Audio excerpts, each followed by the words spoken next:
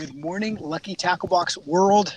We are here at a little pond up this mountain, and this is a special little place to me. This is actually where where fishing first started out for me. And actually, you know what? We might be I can hear my audio on the other camera over here. And this is a tiny little pond. It's maybe half an acre big. It's where I caught my first bass. This is I had some buddies bring me up, and I was in high school, which was like 1996 or 97, and they brought me up here, and I loved fishing, loved catching trout, loved catching anything a bit, but I'd never caught bass before. I didn't even realize bass lived out on the West Coast, and I'd grown up watching Bill Dance and Roland Martin and Hank Parker, and when they brought me up here, they loaned me some baits and stuff, and I started fishing and caught my first bass. And from then on, it was all about the bass. And so I haven't been up here. I haven't caught a bass out of here in maybe 15 years. In that time, I've probably come up here once or twice, right two different times. I brought my wife up here one time to show her where it kind of all started, where this craziness began. But this is a very cool little place. I know there's still bass in here. When I came up here yesterday to test the connectivity, there was actually 4 different guys out here fishing. So this is definitely been discovered and gets a little busy up here. But anyway, guys, let's talk about this pond here for a second. This week we went over Pond Basics 101 or Bank Fishing 101. And so now we're actually on the water, and we're going to use some of those same baits that we talked about, and we're going to fish with them. Now, if you remember, we talked about a hot lap. And so when I get to a pond, I like picking up a reaction bait. What I told you guys you need to do is actually pick up a buzz bait and go around the lake and throw a buzz bait half a dozen times. And I promise you're going to get some big fish this year, even in tiny little ponds like this. But today, because I'm really limited on time and on how much movement I can do, because I got to lug all my video content with me. If you look, the actual other camera right there is in my son's stroller. There's another camera and a full laptop in there. And so it's a little harder to move around with all my gear and everything. But so first we're going to start off. I'm going to throw a little lipless crankbait. I'm going to make a few casts just out here in the middle, just to see if I can't pick off some active fish, because first thing in the morning, we got cloud cover. The conditions are really nice to seem like these fish really should be biting. And then I'm going to slow down and start throwing a brush hog into some of these little toolies and into the brush a little bit more. So anyway, let's get this thing started. And thank you, everyone, for joining us this morning. We've got Kate and Rachel from Lucky Tackle Box up bright and early, and they are the ones. Kate is the one controlling the feed, and then Rachel is in the comments section on Facebook and on YouTube. So if you guys have any questions, ask away, and Rachel will be relaying those to me all day long. And for people watching right now, how many of you guys actually tuned in on Wednesday and watched our live feed about Bank Fishing 101? And Rachel, how is the activity right now? Are people chatty this morning, or are they?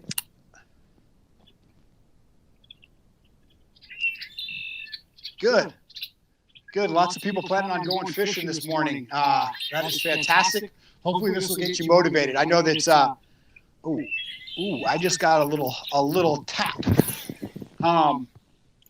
I know that when I watch fishing, like on FLW Live, I have to sit and watch fishing for 2 days straight. We do 6 hours on Saturday, 6 hours on Sunday, and then I call the anglers and ask them questions and talk to them about it, and basically, get some more information to talk about the next day on live. And I know when I come home, my wife knows that I am motivated. It doesn't matter what the weather, what my plans were supposed to be. I have to go fishing immediately because it's too much watching and not enough being able to actually go do it myself.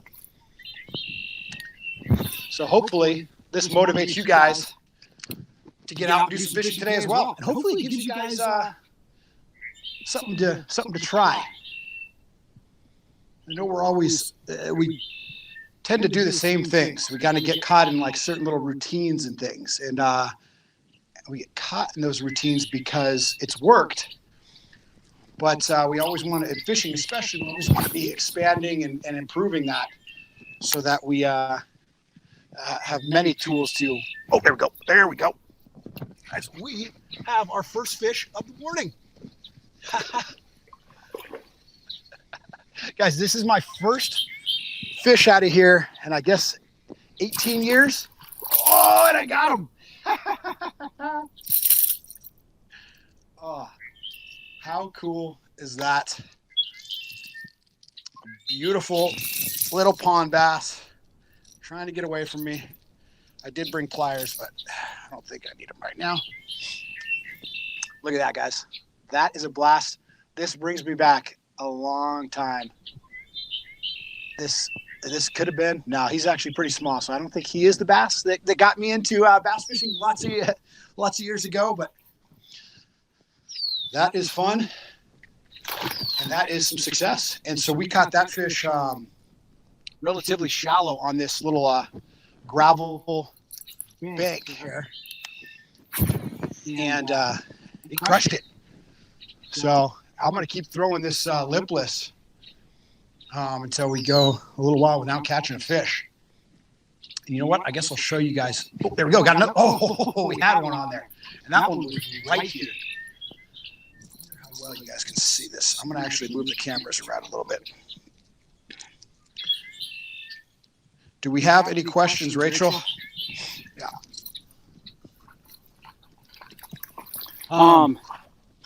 Stephen wants to know what the water temperature is. Stephen, I actually don't know. That's one thing I've always wanted to told myself I was going to do is buy a temperature gauge so that I could actually test the water temps on ponds, because I do believe that's very important. But as of right now, I do not have a way to test that. But you know what I'll do? I'll give it the little finger dip here.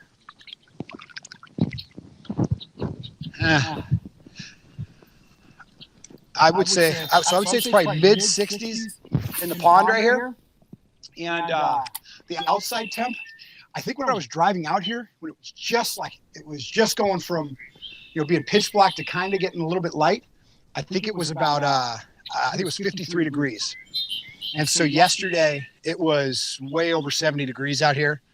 And these little tiny ponds obviously warm up really fast. And I mean, that bass that we just caught didn't have a lot of real dark colors to it. It was really a lighter shade, which it can mean that they haven't been getting a lot of sunlight. When bass are real dark color and they have real defined markings on them, then that actually is a big sign that they are hanging out real shallow, because they actually get tan. The sun actually darkens them. And so when you see them real light colored like that, that either means they've been real deep, or it means this lake has been very muddy this year. And that could also be the case, because we've actually had quite a bit of rain. We go a couple weeks and then we get a bunch of rain, a couple weeks get a bunch of rain. And so that could have kept this pond real dingy.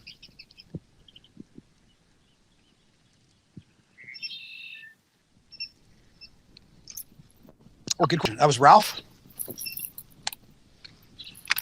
Yes, let's see which one I can actually see best here.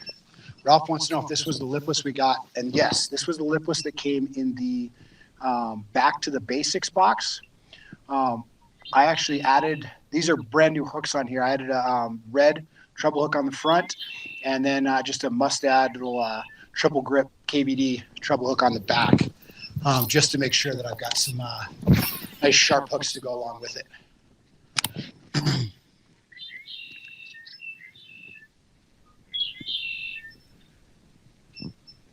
Now, I actually have some footage from yesterday of the shoreline.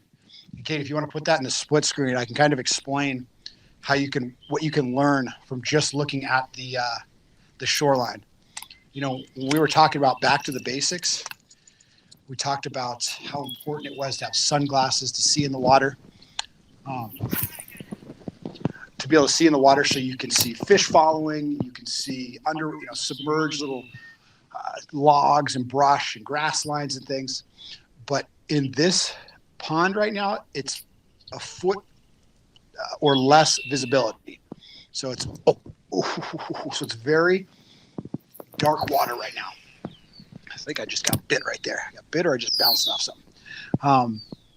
And so you can't really see into the water. Sunglasses aren't going to help that much. I'll put some on once the sun comes up. But when I walk along, is that B-roll playing, Kate?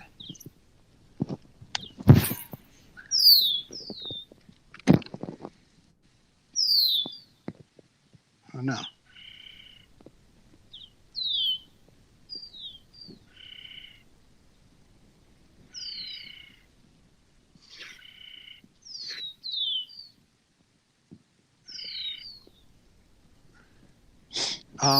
Let's keep, the feed's still coming through with my view though, with both views.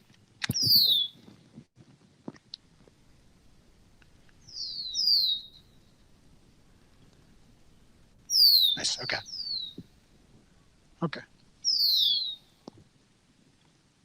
Okay. We may have to reset the feed here, guys, in just a second, but I'm going to talk about the shoreline here real fast, as we're not able to bring up graphics right now, but we'll do a reset when I want to change baits here. So, but I want to keep explaining the shoreline here, guys. So what I can see, so like I said, I can't see over a foot deep, but what I can see as I walk along this bank is tons of activity. There's little kind of algae growth or it looks like gunk basically. But in between there's tons of little minnows, tadpoles. There's frogs jumping into the water as I walk along the bank. So there's so much life right along the shallows. And then there's actually there's regular grass. So the grass that's shoreline grass is actually out in the water as far as I can see. So that means this water is rising. And when you have rising water in the spring, these fish will be very, very shallow. They'll follow that rising water right up. And with so much activity up shallow, this is everything they need. This is going to be their biggest food source, is coming from just a few inches of water. And so you've got to know that you want to be focusing on the skinny water, the shallow water up here. And it's most likely why we've gotten both our baits more along the shoreline than we have out deep.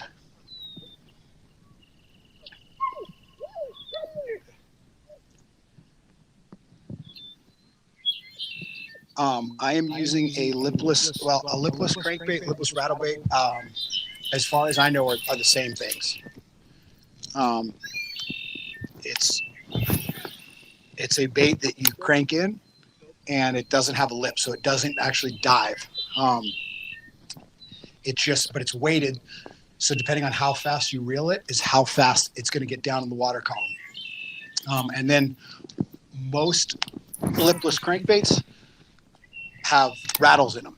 So as you're reeling this through, that bait is doing its little shimmy, and it's shaking up those rattles in there. So these fish will hear this thing coming from a ways away.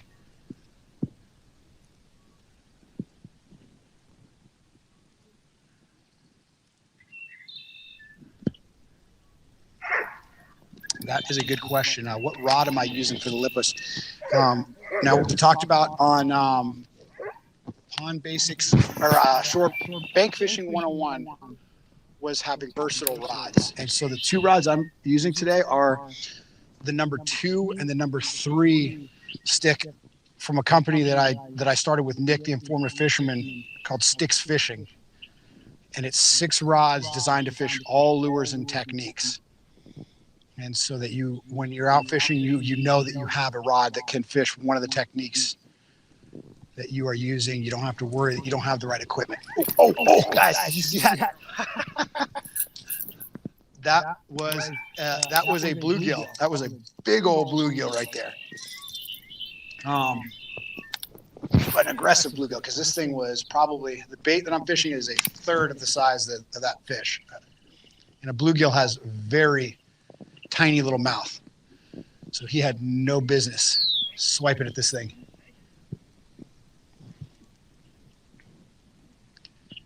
I don't know if you guys can see in the background, but there's a guy that looks like he's in the military, or he's basically has a, and also has a Doberman Pinscher, or not Doberman Pinscher, why am I blanking on what the police dogs are called? Okay, Rachel, what are they called? What are the police dogs called? They're what kind of dogs are those? Yeah, what species? What breed of dogs? Like German Shepherd? Yes. So there's German Shepherd playing with him right now.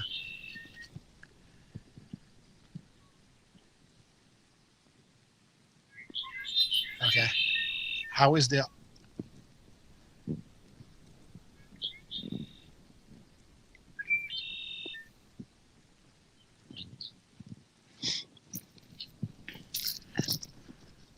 All right, and I'll show you guys. So I'll show you the rods that I use. So it was all about bringing versatile rods, because we talked about you can't carry a lot of equipment with you when you go to ponds, or usually you can't.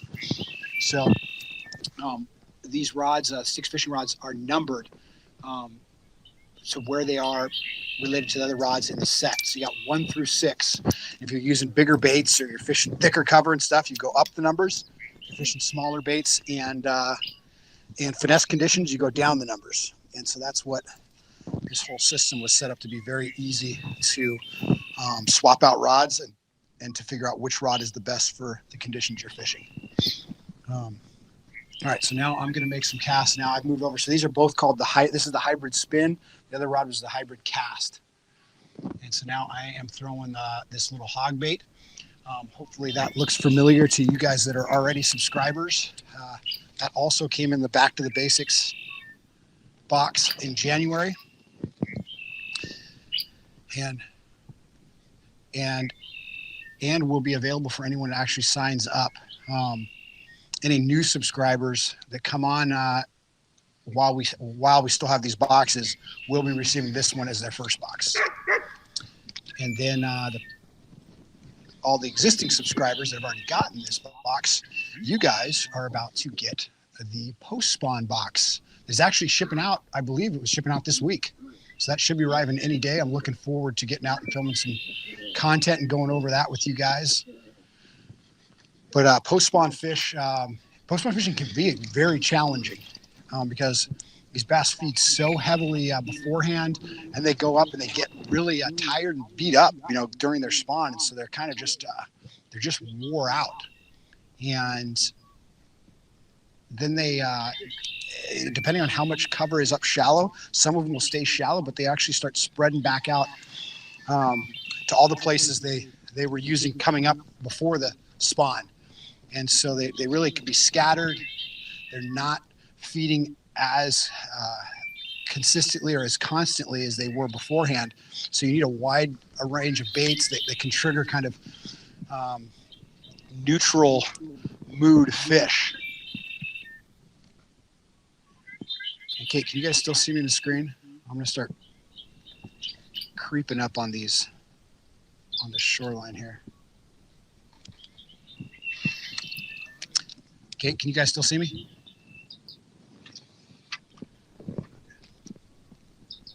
Okay.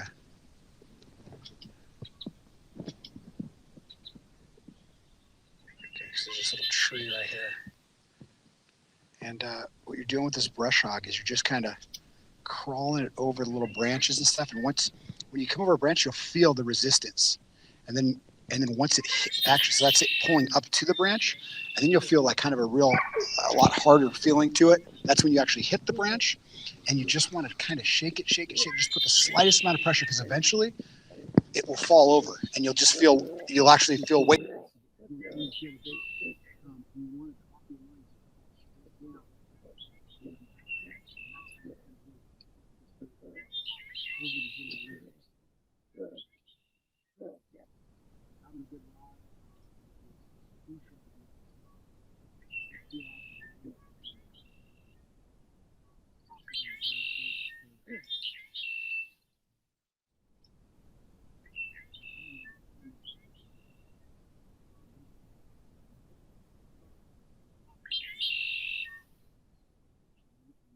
cast shallow on the thing, and then we'll dig deeper, and then we'll do the reset on the cameras. So I can move everything down. We're going to go into the snap a little bit more.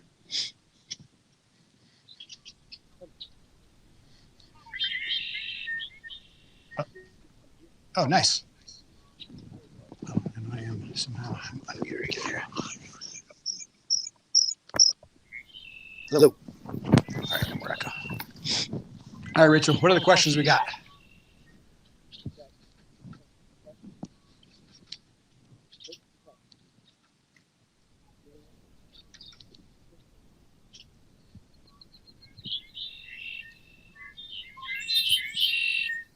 Yeah, if you want to throw up that shoreline clip now, and kind of walk us through what.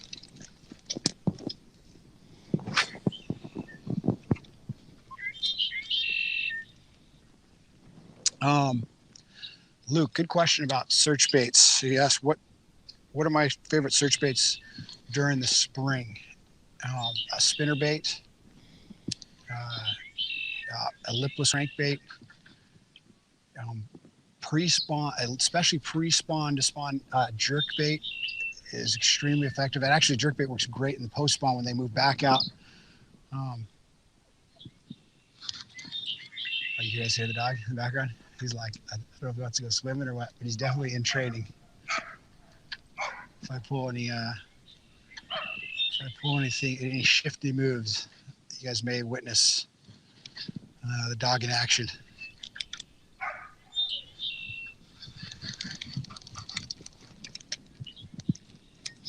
And are you playing that video now, Kate? Okay, guys. So yes, as you guys are seeing on that on the screen right now, you can see the shoreline, just how much, how much gunk and stuff's up there, and that's all great. That's all great cover for all the little critters, all the tadpoles and little tiny minnows and everything else that can live up shallow, and then little frogs and things. And so those bass will sit and nose up in there and just wait for something to come out a little deeper, or wait for a chance to just go up into 3 to 6 inches of water real quick to eat something. And so when you can see all that, you can understand that these fish are really oriented. They may not be shallow, but they're looking for stuff that is shallow. And so they may not be right up in that first 6 inches, foot of water, but they'll be back a little bit, waiting for any kind of sign of an opportunity to rush up shallow and get a quick meal. And so it's very important to figure out where these fish are positioning themselves, so that you can also make sure that you're presenting them things in that strike zone. So the adjustments that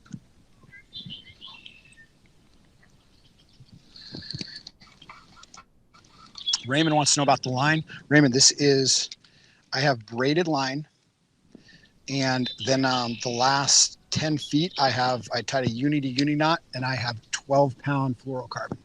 So I've got some heavier line on that. All right, so now I'm going to make some quick changes here. All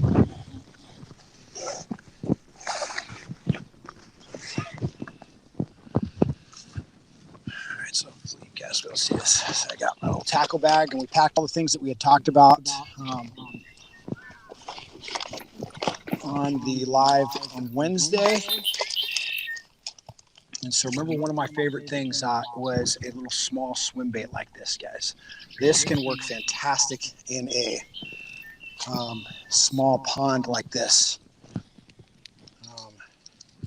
There's been a lot of times that I've thrown little baits like this that we really haven't been catching much. These fish, they see your stick baits. Everybody throws the Cinco style baits. Everybody throws drop shots. And so when you're doing those, that's because they work.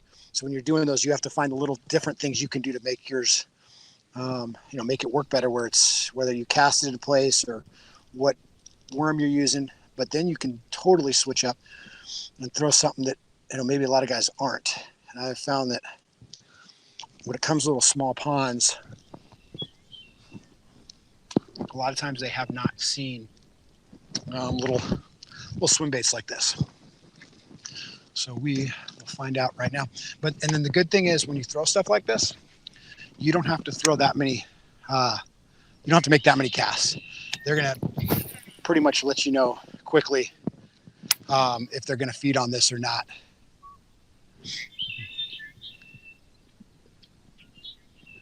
How you doing? Good, how are you? Good.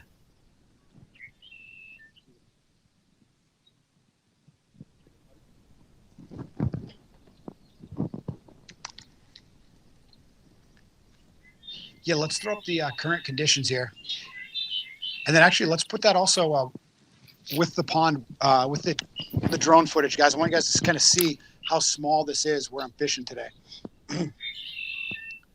So from this little corner, I am able to fish a large part of this pond.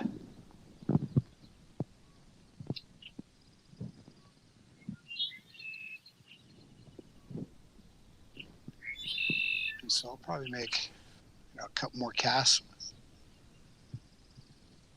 And so you guys can see that there just isn't much, it's just a small pond. And so you got two different ends. The part that's got it's got the most brush, that's the deepest side of this. That's where the fish are then orient and hang out the majority of the time.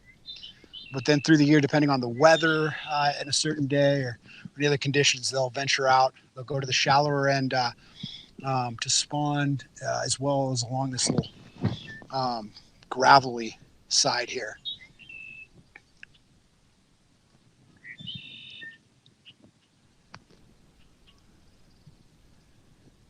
All right, so we've kind of made a few casts with this little swim bait with nothing. I'm going to make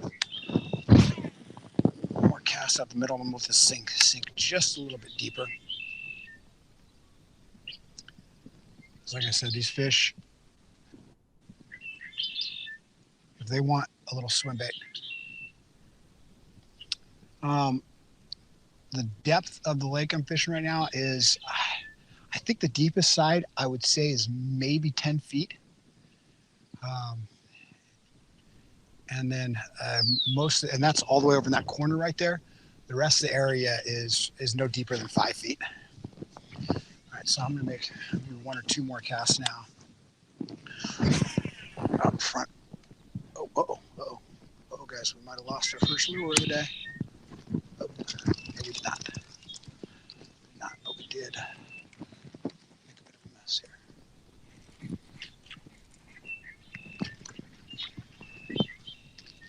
One thing with casting these is I don't go exactly where you want them to go. Come on. Here we go. That was exactly where I wanted it to go. So I'm going to let this bait sink down a little bit.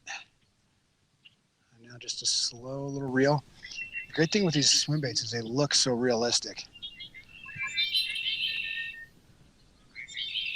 And this actually was a bait that came in the box a couple years ago.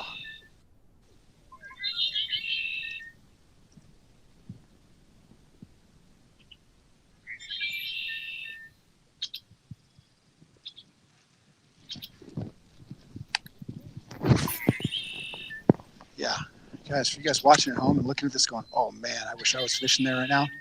Well, what would you pick out? What would be the first thing you can throw? While you're imagining like, oh dude, I want to be out there. What is the lure you are visualizing right now throwing?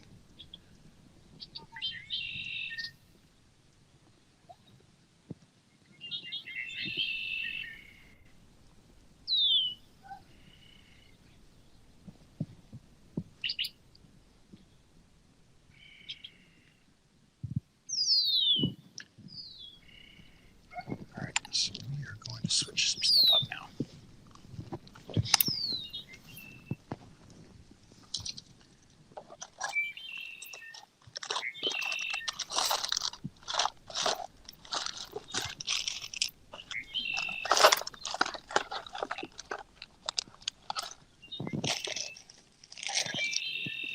right, so I'm going to make some changes, guys. We have a bunch of bluegills up shallow, and so I'm going to switch to this little riot baits, little creature bait, with a basically Texas rig, a little bullet weight. And we're going to flip this in more of the cover as we move over there. And I am going to throw a weightless stick bait, that Gambler Ace. I'll also throw that around the brush. Okay, yeah, that's, you guys can see that little stick bait. That's what I'm going to be putting on. So, I'm going to be doing both. Right now, I'm rigging up the creature bait. Hopefully, I can find the setup. Yeah, here we go. And actually, I will let you guys see what's coming. A little sneak peek at the April box. Maybe. If I can find it. Yep, there it is.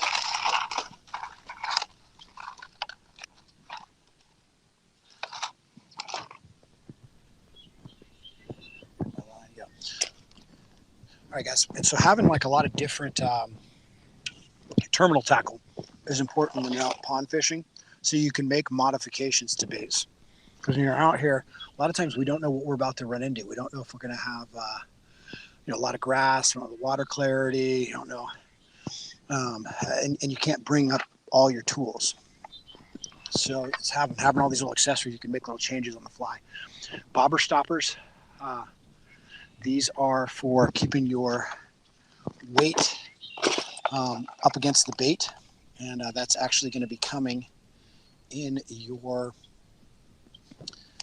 April, in your next box, in that post-spawn box. And because there's a lot of little vegetation, not new grass and gunk up shallow this time of the year, and that is so important to fish. Those fish love hanging out in there.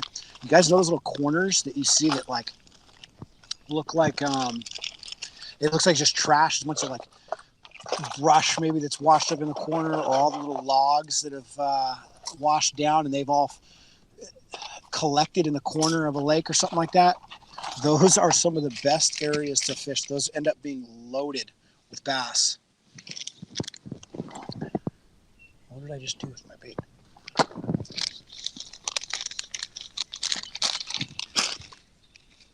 Guys, where did I put that little creature bait that I showed you I was going to throw?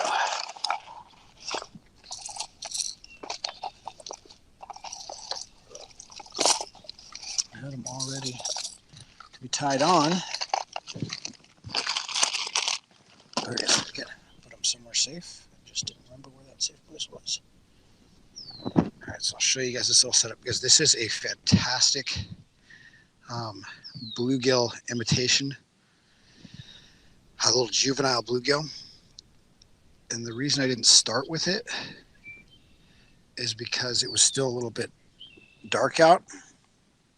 And this is a little bit of a real natural, smaller profile looking bait. So I didn't think these fish were going to be able to hone into it as well or really see it as much. And I liked that little hog style bait more because of all the little limbs it has. It really puts off a lot more disturbance in the water. And so that can be the ticket to generating some more strikes. Those fish can see it and really lock down on it faster. Okay, the next thing I'm going to do is I'm going to chartreuse these little legs on here to make it show up. And bluegill actually have a little chartreuse on the tail. When you see them underwater, their little tail actually has a yellow look to it. Okay, so that is one bait ready to go. I'll show you that setup. There you go. Right there, guys. And I'm going to go flip that in the wood. You can see those little sexy hot yellow legs. Nice and bedazzled there. And then I'm going to swap this out for a stick bait.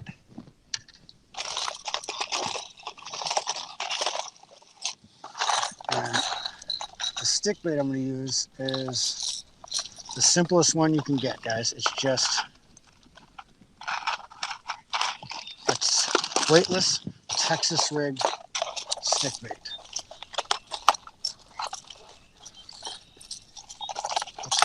I have it ready to go. Okay, we have that on the screen. This is the stick bait. And once that's up, you guys can just see, it's just such a simple setup. Okay. And then I'm just going to take a little mustad 4-aught hook from also from the Back to the Basics box. And just tie a Palomar knot. Oh, I can hear a bullfrog. I can hear a bass filet mignon.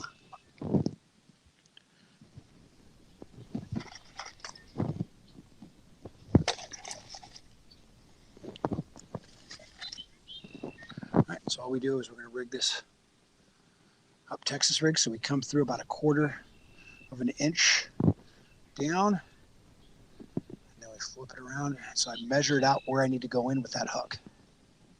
Okay, so now I know I bend it over, pop through, and then what I do is I skin hook that little tip, and now I have a weedless presentation.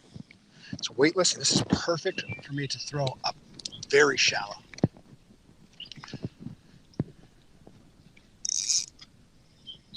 All right, guys, let's now make a bit of a move here. See if we can't find some more active fish. But we've got one. We've got one. It's brought back all the fantastic memories. So this is why we aren't moving around the lake very quickly, because we have R2D2 following us around. That makes it very difficult to run around the lake. All right, Kate, you're going to have to let me know if we lose service here. Are you able to hear me? Okay. I hope I don't dump this thing in the lake. All right. We still have service. Are we still seeing it?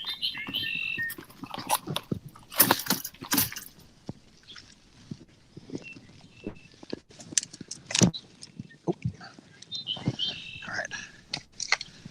That's about as far as we're getting here.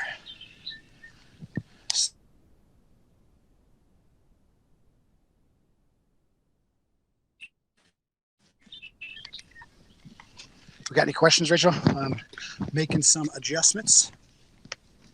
All right.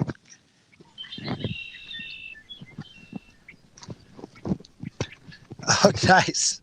Joey says he used the weightless Senko out here yesterday. He was one of the guys I met out here while I was testing out the connectivity yesterday. And he used the weightless Senko to get a few, which is what I have got tied on. And I'm going to be throwing in just a minute once we get over here. Oh, shoot.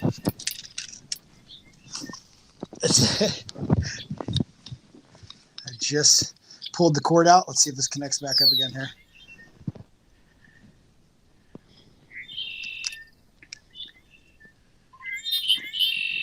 Okay, did that feed come back up?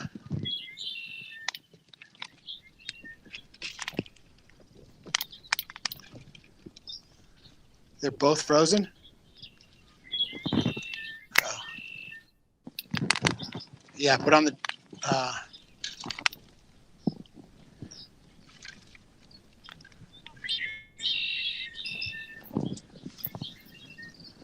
Yeah. Guys, we'll be right back. I'm going to adjust these cameras and then start fishing again.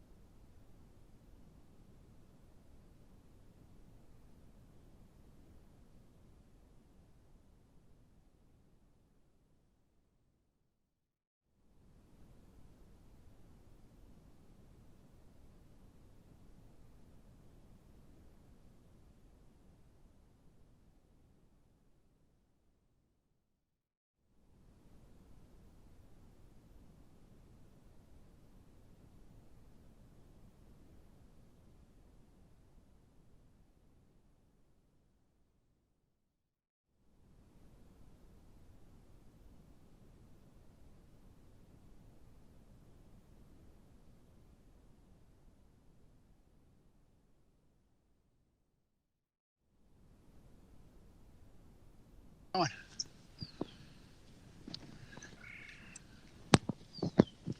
right, guys, welcome back. It was a little bit of a chore getting over here. I am now on the side of this steep little hill here. You guys can't see any of this, but there's a giant tree right here to the right, and then a little bit smaller one to my left. And I'm gonna throw this little riot baits creature bait around in here. I'm just gonna flip it in these little shallower pockets and try to kind of be real quiet. I mean, there's stuff right at my feet, and with this, it's a real steep bank, so it drops off real deep real fast. So these fish will come right up, I mean, just literally a couple feet away from me because it's 2 to 3 feet deep, only a few feet out there. And so they can come right up into this stuff and really be able to feed and get the different food they want. So what I'm trying to do is kind of be real quiet as I drop my bait in here.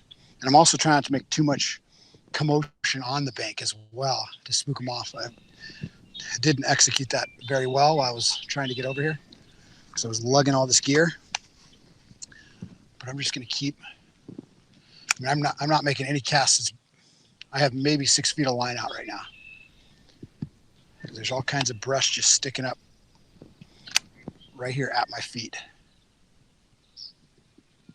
I might be able to give you guys a better look here in a second. So once I kind of explore a little brush right here at my feet, then I'll start making some little longer casts and trying to get a little bit more aggressive with where I'm targeting.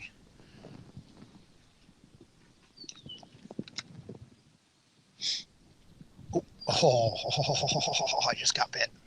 The other thing is, as I'm tossing this bait into the shallows, you guys didn't see this, but I did mention it, that there are a lot of frogs jumping into the water from the banks as I come along here. So these bass are used to hearing that little splash, and that meaning, you know, that dinner might be swimming right up to them. And so they hear that splash, they're looking for something up shallow. And this little creature bait is a perfect profile, size, and everything to mimic that. I haven't showed you guys this since we went for a break, but that's the little bait I'm pitching around right now. And it looks bigger as I hold it up to the camera, but it's a tiny little flipping bait here.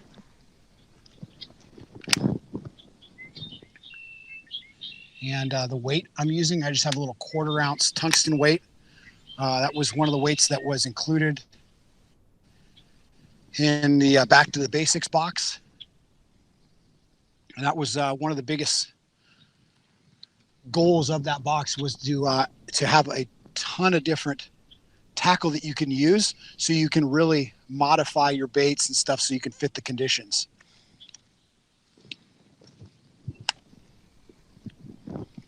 Oh man, there's basically an old dead tree right here that's got tons of limbs and stuff, and feeling down underneath the water, I can feel out a lot of those branches down there. So a lot of them have fallen into the water and everything like that. And so it offers just a great little area for bass to move up shallow and really feel comfortable.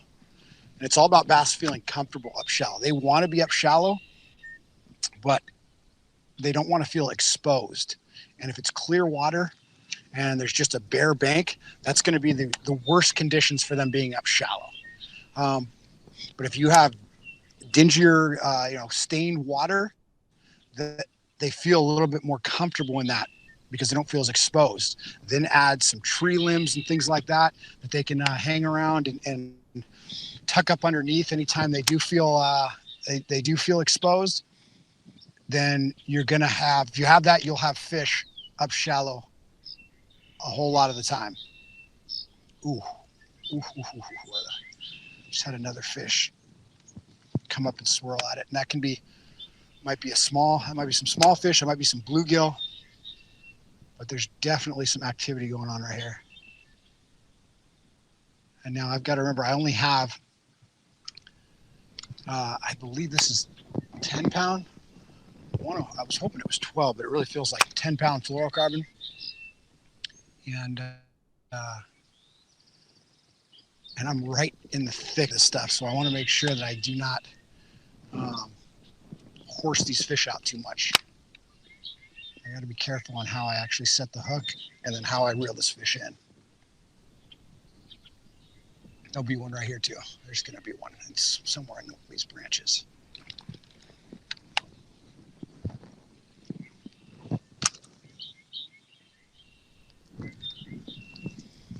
Let me give you guys a little bit better view of what I'm doing.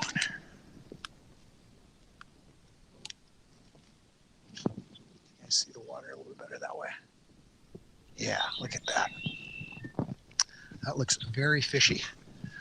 And if I fall in, you guys will be able to see it better too. You won't just hear me fall in, but you'll actually be able to see it, and it'll be a little bit more worth it. Oh, you know what? Someone on the break asked about if I thought topwater would work. And the answer is yes. But with topwater, I would actually want, what I would do with topwater right now is I would, yeah. Yep.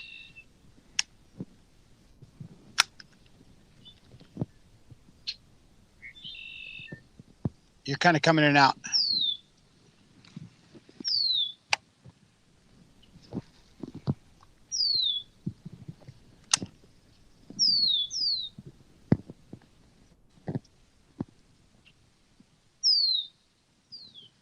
Who asked that? Who was that? Oh, I lost you, Rachel. But yeah, there was a question if Sticks is going to have their own baits coming out or any gear coming out anytime soon. There are no plans to come out with lures. Nick and I created this brand around because there was a need for rods. The rod industry was there was too many rods. It was really confusing.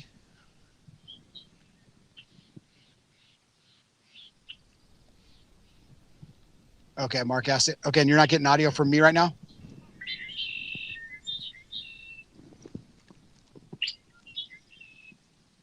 Okay.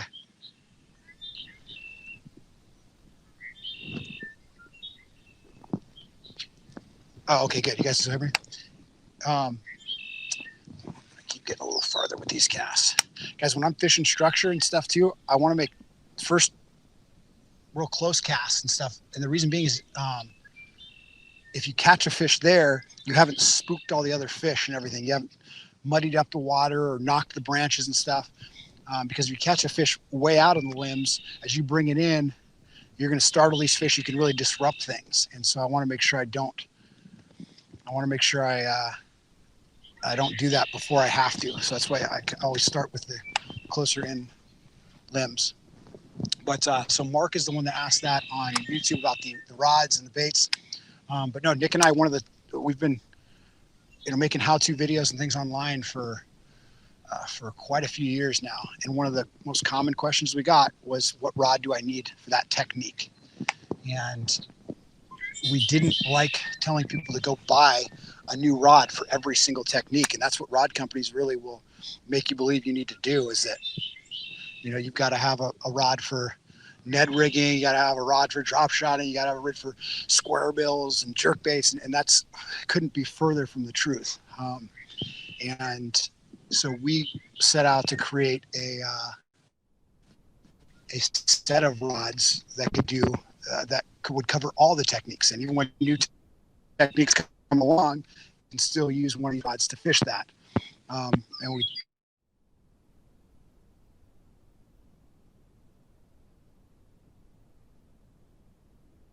that you run into on a golf course, that bass fishing could do the same thing.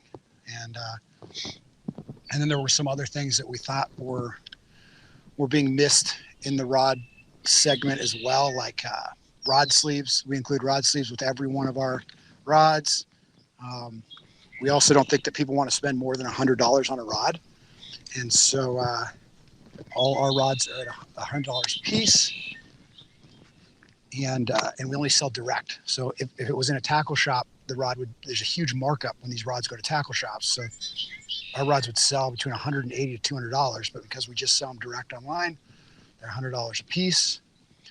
And then one of the other things that we are very proud of doing is that we have a buy them and try them program. So if you buy the entire set of rods, 6 rods, you have 90 days to try them out. And if you don't like them, you send it back and we will give you a 100% refund.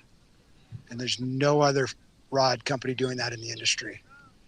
And it's basically because we stand behind our rods, and also we don't want you using equipment that you don't have confidence in. So if it's just not what you want, then send them back and you can go just keep buying rods until you find what you want. So it wasn't, this project was started because we saw a huge opportunity, not because we just wanted to make rods or we wanted to make baits. We were looking for that. We actually approached some other companies about doing that before this. We thought some rod companies should do this, but it went against how the rod industry goes, because they keep making rods for every technique and basically trying to convince you to buy more and more rods. And so once we found out that the rod companies weren't interested in doing this, we went, okay, we're going to do it ourselves.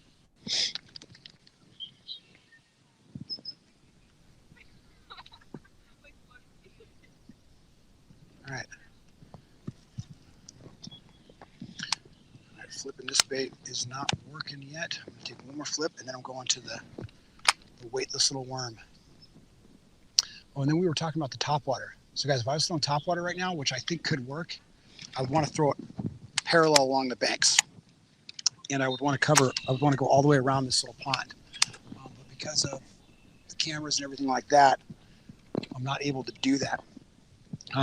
But as you guys have seen those little drone shots of the lake, you can see that you really have access all the way around. And so I would just do a little lap with that. I'd probably even throw like a little black buzzbait to start with.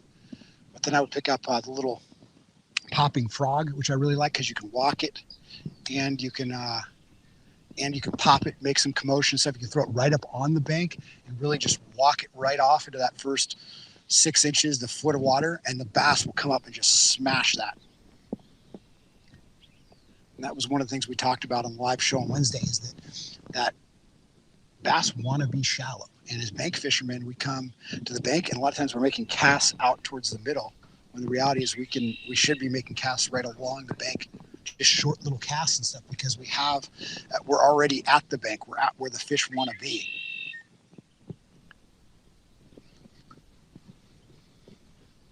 All right, so guys, I have now switched over to the weightless stick bait. So that's just rigged weedless there. And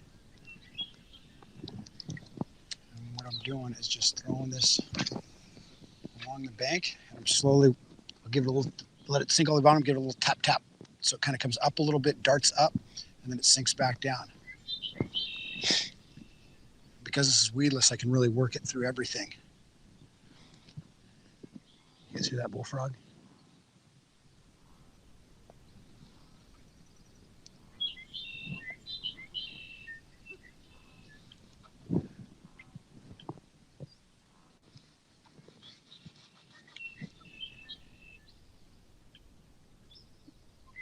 Kate and Rachel, you guys still hearing me?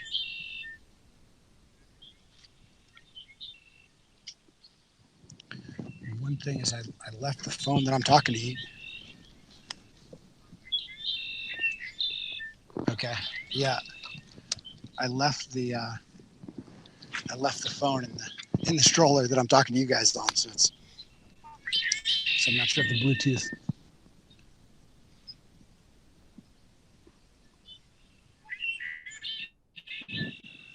Okay, I'm hearing you right now, Rachel, somehow.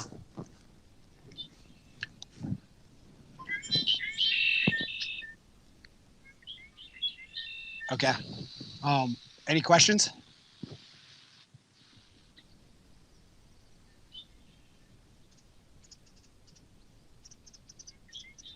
Yeah, I did.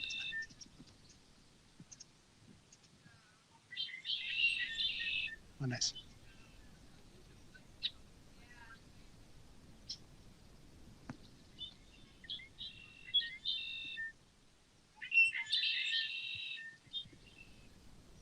What's my favorite pole? Is that right? Someone asked about what my favorite pole is, and it's um, basically it's the six I have. Is my favorite poles. Yep, yep.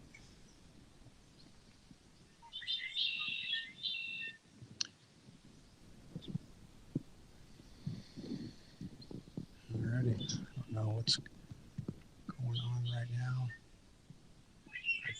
Probably should be moving around the bank a little bit more. Let's see if you guys can see me. I'll actually show back up in the camera here. But I'm going to make a couple little more flips around this brush right in front of me. And then we're probably going to pick a lipless crankbait back up and make some more casts. I'm going to use something that's a little bit louder in the water in terms of color. Still got the white like the other one, but now I got a little chartreuse as well. Give them a little bit different look. Bait is sinking down there quite a ways.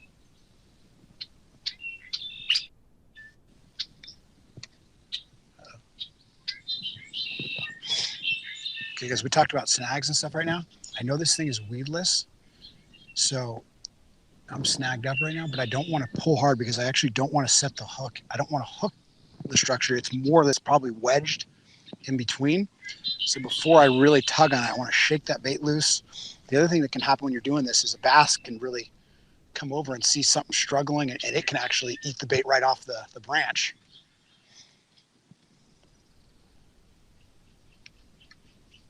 Okay, so once you've kind of tried to shake it a few times and see if you can't get it out, then you can give it a real good tug. And now we're really snagged in there. You know, falling in.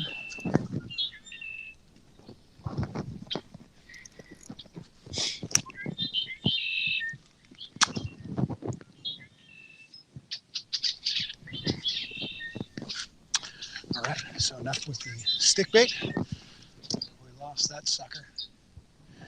Now let's switch over to lipless. All right, guys, so I'm using this bobber stopper. You can see on there. One of the tricks I do when I'm pond fishing is I don't take this off when I switch out lures. I just move it, slide it back up the line. So that way, if I want to go back to using it, I don't have to use another bobber stopper. Because once you take it off the line, you can't use it anymore. You have to use a new one. But by keeping it on the line, I can keep reusing it.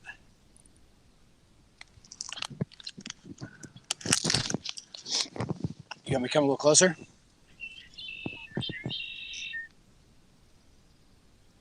Okay. Yeah, I'll show you guys this here in just a second so you guys can see a little bit better.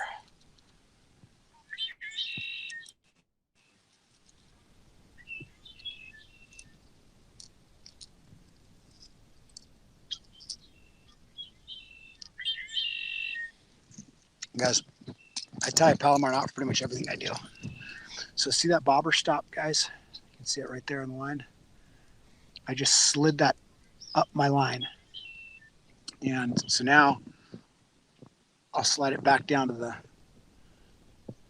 to this little O-ring there, a little split ring. Now I'm gonna keep fishing. So that's doing nothing right now. But that is what holds my weight to the bait when I'm using a bullet weight.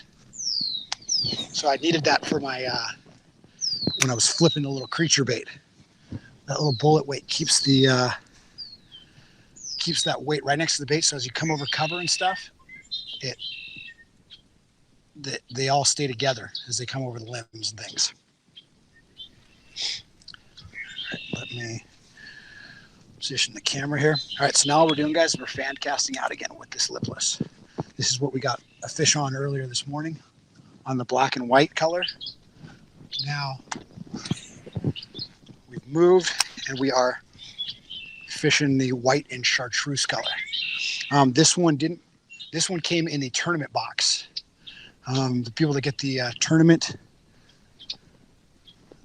subscription, we now include 2 different colors. So instead of having just all separate baits,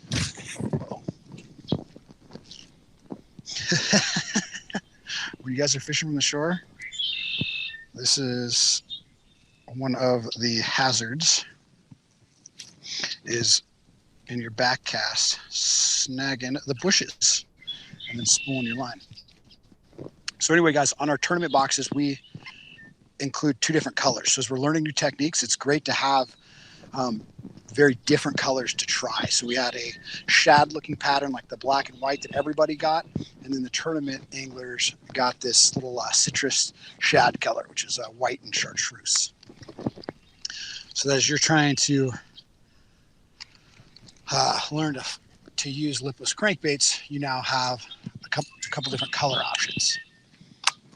Because if they're not biting on a lipless, not biting on one color, it's always good to change up to a drastically different color.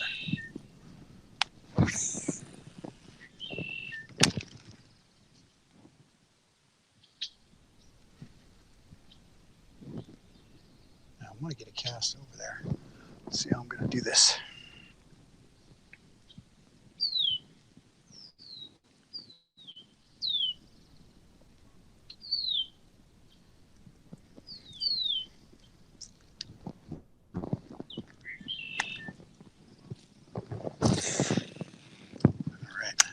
Snagged me a little bit, but I still got it off.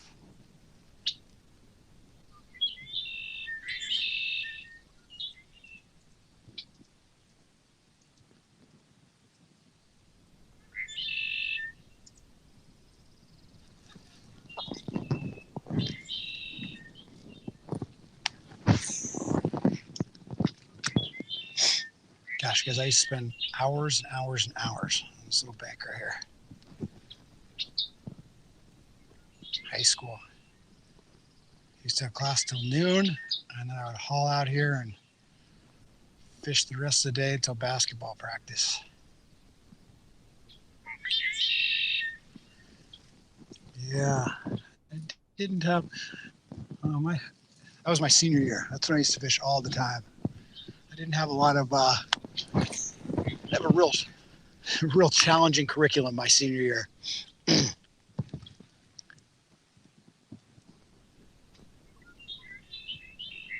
My parents had very high hopes for me. I was the oldest, so I was their first.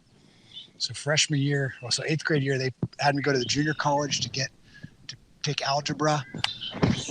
That's how I spent my 8th grade summer, taking algebra at the junior college, and then I had tutors for English and what other honors class, and it was basically so I could pass all the honors, all the tests to get into the honors classes my freshman year.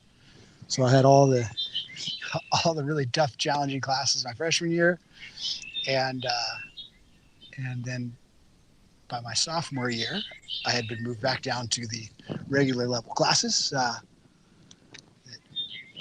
didn't fail, but C's do not keep you in those classes. And so then by my senior year, my dad had made the decision that I was going to junior college right after high school instead of going to a 4-year. And that was probably the best thing I ever did. I was able to keep coming out here. I went to the local junior college, so I was able to keep fishing here. And then really kind of, I liked how college was a lot easier to do well for me because it wasn't a continuous day-to-day type of structure.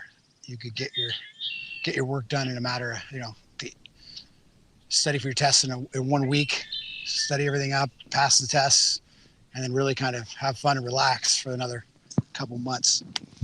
I was able to really excel in that. And go to a 4-year, study business, and then get back to fishing.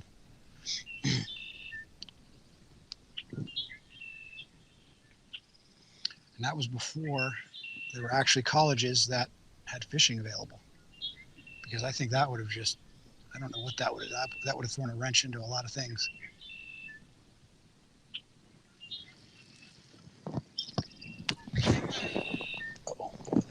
There's that cast right there.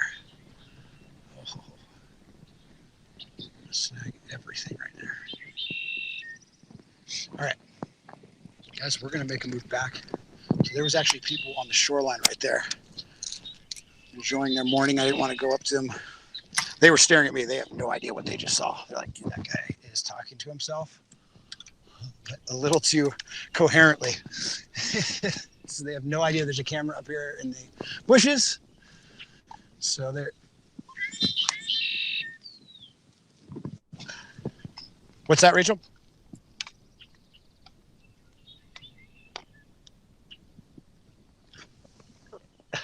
My brother Spencer is watching this video right now, and I would drag him and Parker up to this pond with me all the time. And I'm going to tell you a story that for some reason is still around. And this was because it's stuck in my mind so much. There was this burrito place, the Taqueria, in out here that makes the best burritos that you've ever had in your entire life. So one time I was like, Spencer, that's my brother. That's one of my brothers, Spencer. And he was probably in 5th grade or 6th grade. We're gonna go get some burritos at the Taqueria, and then we're gonna go out and we're gonna go fish. Did I lose you guys?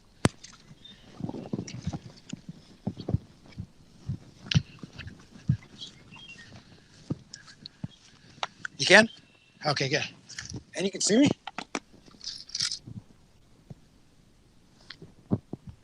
Huh. Okay, I can't even see myself. Okay, so I picked us up some burritos. Oh, guys, and we put a backpack with some good little sodas and stuff. It was going to be the best day ever. And so I'm like, all right, we're going to go fish, and then we're going to have a picnic. We're going to eat these burritos. This is going to be great. And, of course, so my brother starts eating his burrito before we even start this hike up here. And so I'm like, dude, you really eat your burrito now? You don't want to save it? And he's like, no, I'm going to eat it now. So he eats like a few bites of it. And one of the things was we always used to get so hungry up here. That was why we would leave.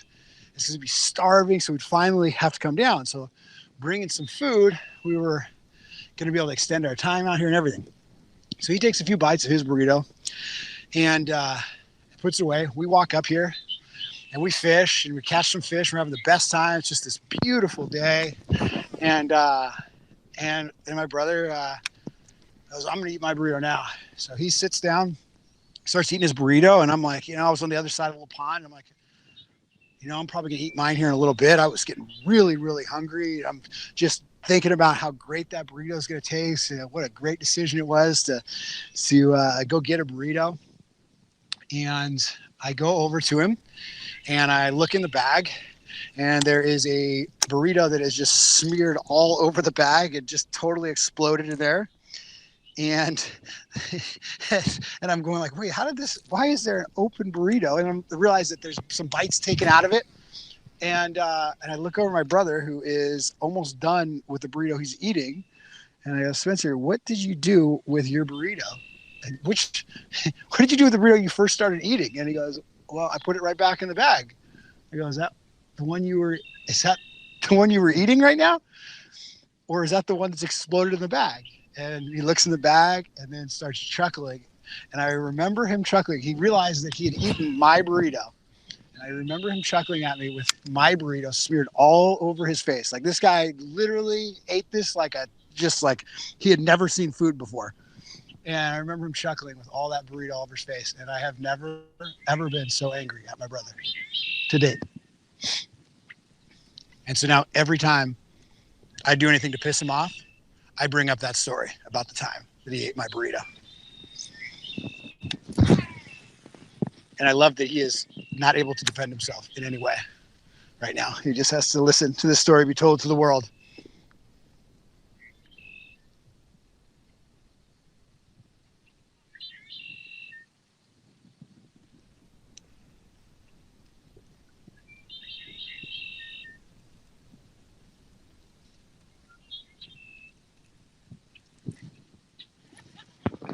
All right, guys, I'm going to switch up one last time with this bait. And I think we're going to be running out of time. But then I'm going to run down the other end of this lake here and see what our coverage will be. Oh shoot, yeah, we are well past what we thought we were gonna go here. All right, so I'm gonna make a few more casts and then we're gonna end the show. So if you got some more questions, guys, ask them now, or you will never be able to ask them again. Although we'll be doing live again next week.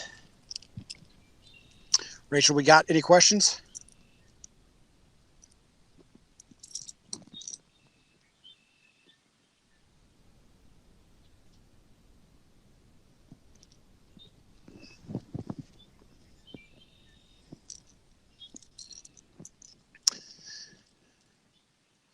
So lots of people planning on going fishing today, guys. Were saying that they were going to be going fishing a little bit later. Just remember, guys, practice your social distancing. And a cool little thing is that rods are most rods are about 6 to 7 feet long. So if you can whack your buddy with your rod, now is the time to do so, because that means he's too close to you. So anyone comes up close, if they're closer in the distance of your rod, just give them a little tap on the ear, a little warning tap, so they back up a bit, and you'll be good. And let me know. So I can't see myself in this camera anymore right now. So you guys are gonna have to let me know if you can see the if I'm in view.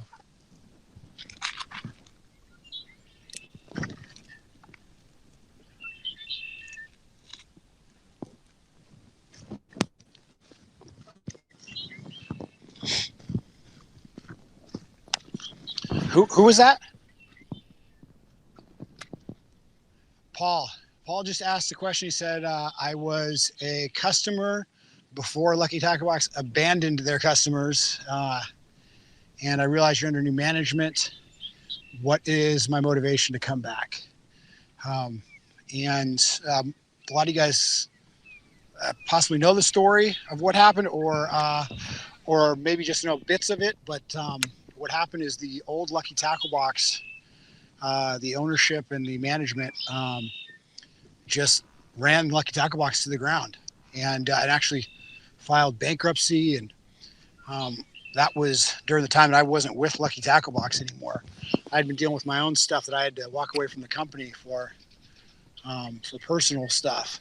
And it was really sad to then watch Lucky Tackle Box really struggle and then eventually go bankrupt. And in that time, I'm not really sure what the motivations for why the people were still being charged, but the subscribers were still getting charged and kind of getting, I guess, crummy boxes at the end, and then some not even getting boxes at all for months at a time.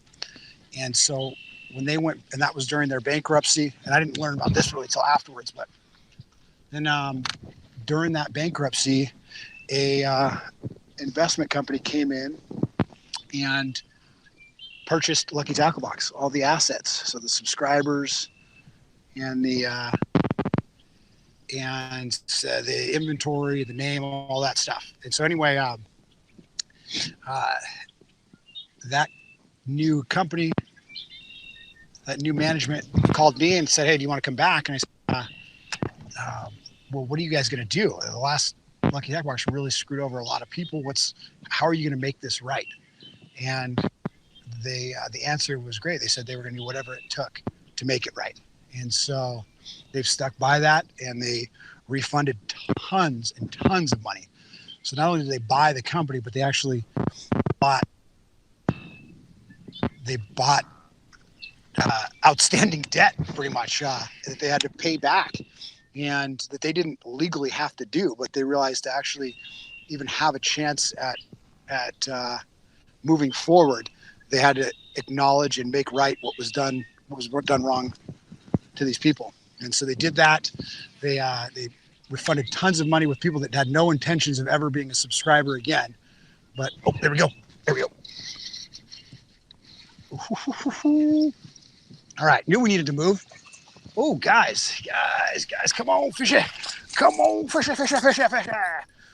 There we go. Holy cow.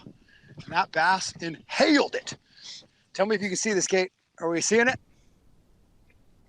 Oh, This is live fishing. This fish just inhaled this crank right here. And I need to run and go get my pliers. Don't go anywhere.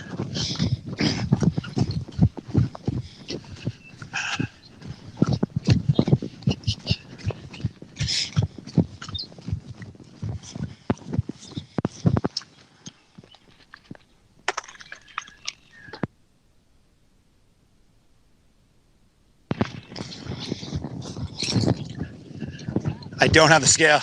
Good morning.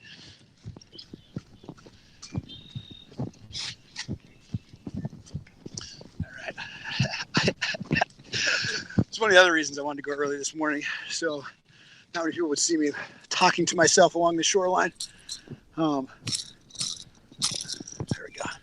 So you always want to have pliers, guys. Is you want to take care of these fish as much as you can.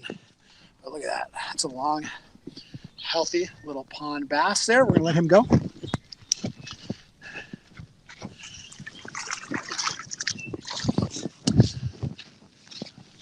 I still got it at the local pond. Okay, you guys still connected with me? Yeah. So yeah, back to the LTV story, guys. They acknowledged what had been done wrong and figured out how to really try to show that they were a different company and that they really had no ties to the old Lucky Tackle Box other than the logo. And so once they, acknowledged the past and tried to make right any way they could, then moving forward, they were very adamant about how are we not only going to bring back the reputation, but how are we going to set ourselves up as a better subscription company than the other subscription companies in the market.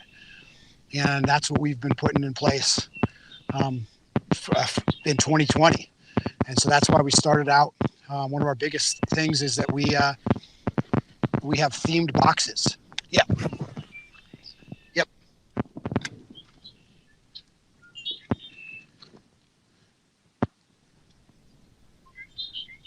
Does it still sound like that? I'm not moving right now. Okay, so let me try to.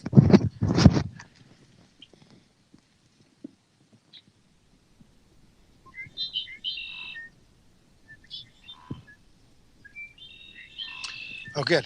Someone just asked, how long do I fish a spot before I move? When fishing a pond, you're really limited. So you got to. So when I'm in a boat, I'm moving nonstop. I'm looking for fish that want to be caught.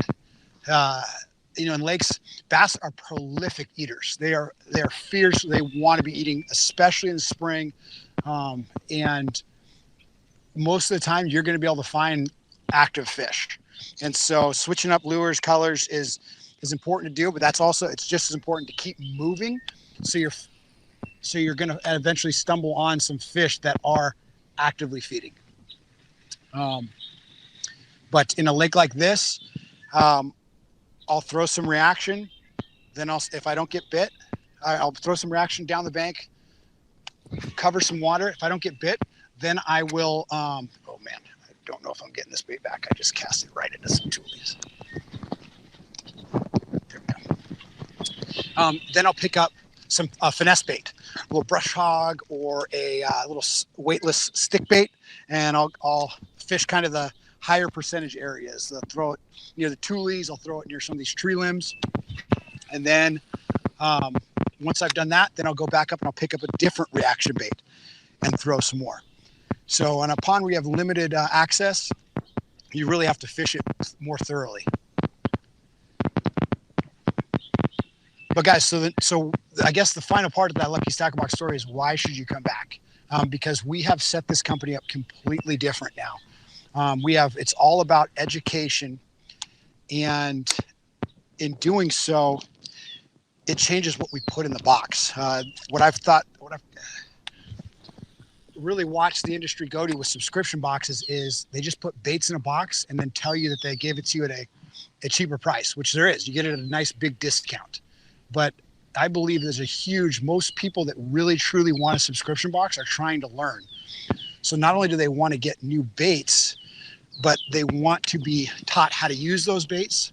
So that's why we come out and do these different videos, and we just have so much content offering support around those baits. But then the other thing that was missing was the rest of the gear you need to go fish those baits. So we have added now, we add hooks, weights, line, any kind of other accessories you need to be able to go out and fish those baits that come in the box. Because the most discouraging thing that can happen is you get a new worm and you're like, oh, I can't wait to go use this. This is for that new nail weight, the nail weight technique that I want to try out. But then you have to go buy the nail, the hook, the O-rings, and anything else in line to go actually fish that technique. And so we've set these boxes up so that you can open them up and you have the different accessories to fish the techniques that we're trying to teach you for that theme. And you can go straight to your lake and try these out. And so that's where I believe that we truly focus on the experience, that we have really thought about this in many different ways of how we can make this right for the ideal for the customer that's opening it up, what's going to lead to the best experience. And then throw in our magazine with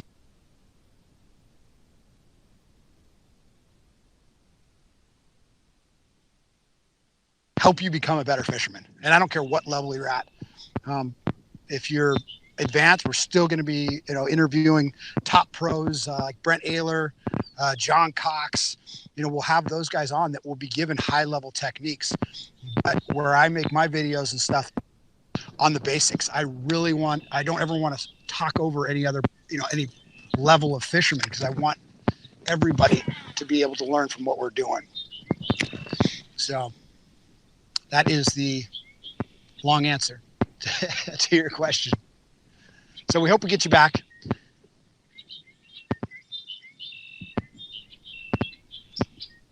And I'm going to make 2 more casts, and then we're going to call it a day.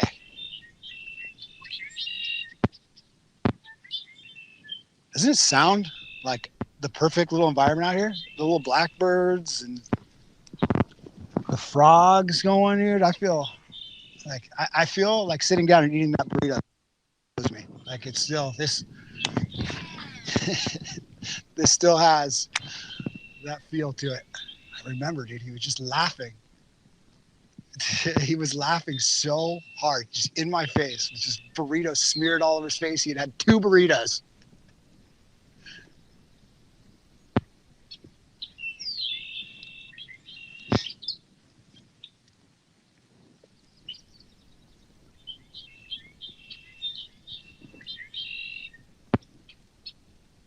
All right, this is the last cast. How many people watching truly believe?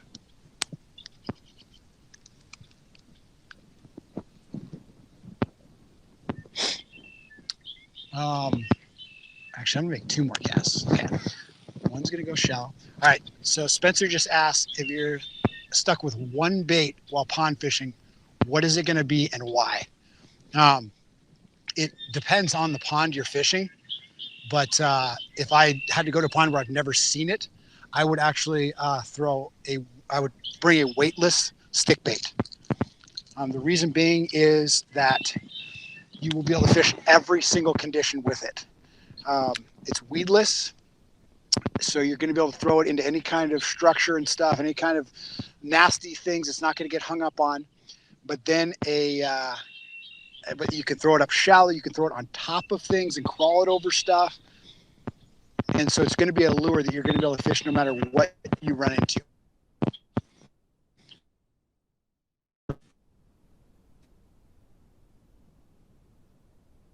I don't want to throw a lipless crankbait like I've got both fish on today, because I can cover water so effectively with it.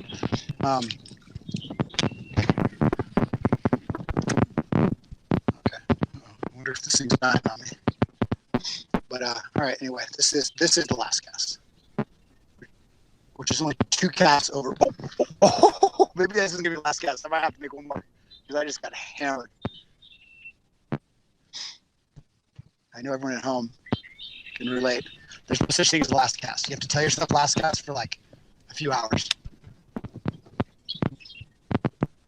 And then you finally look at the time. You said you were going to be home.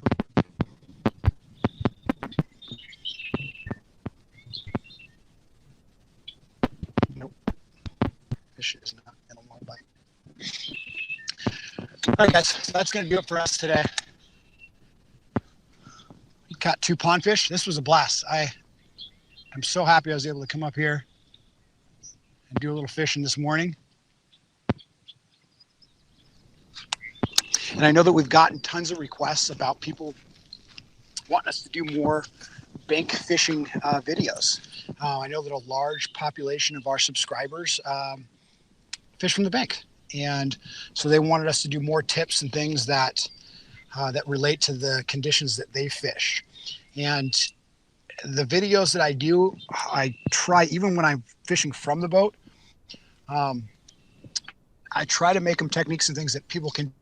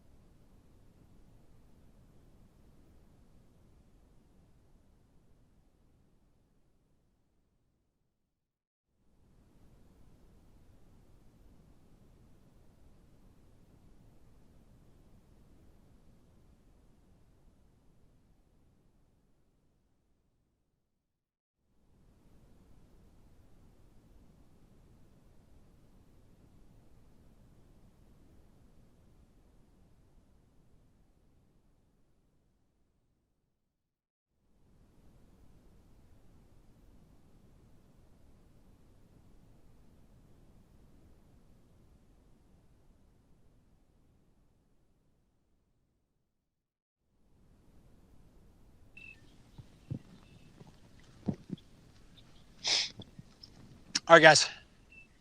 Sorry, I was moving, so we lost coverage for a second. But anyway, guys, I hope you guys enjoyed the bank fishing. This is Bank Fishing 101. We'll be releasing the highlights from our live show that we did on Wednesday. We'll condense that down so it's just kind of the factual stuff you guys need to know about bank fishing. But also